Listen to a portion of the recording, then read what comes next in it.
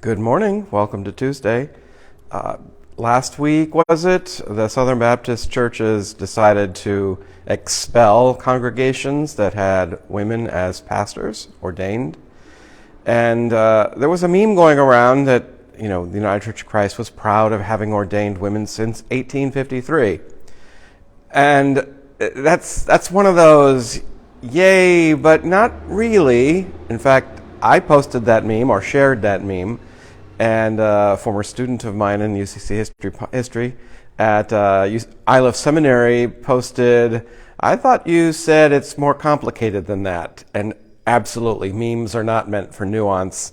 And so here is what happened in 1853. Antoinette Brown was ordained by her local congregation in South Butler, New York, but it was not recognized by anyone outside of that church.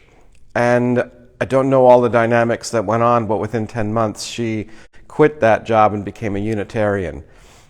That is not exactly that's not exactly celebrating the ordination of the first woman in 1853. And it didn't get that much better right away either.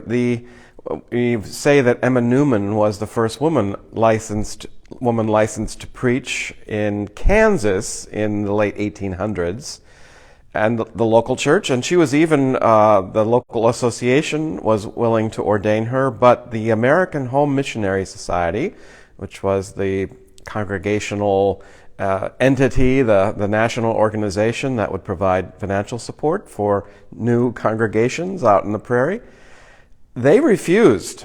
And if the association went ahead and ordained Emma Newman, they would pull their financial support. And so she made do. She was allowed to serve congregations, ones that were out in the middle of nowhere. One was described as 6 cowboys at church. She was willing to do that because she had a call from God.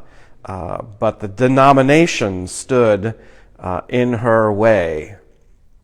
Nancy Cove Cram is a name that we don't talk about. She was an evangelist in the Christian church. The Christian Connection is one of the 4, now 5 streams that we recognize that form the UCC.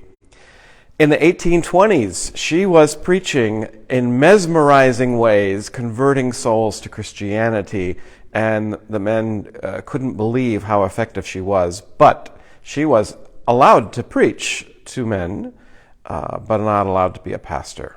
That's part of our history too. Now, history is nuance, right? It's not simple. Today in the United Church of Christ, more than 50% of pastors serving congregations are female. But while we celebrate that, we have to look back at our own history and go, yeah, I know we were early. But we weren't perfect, nor would we ever be. But that's part of our journey. And I love UCC history. I love sharing that kind of thing. So I hope you found this a little bit interesting, and hope you have a grateful day. Bye.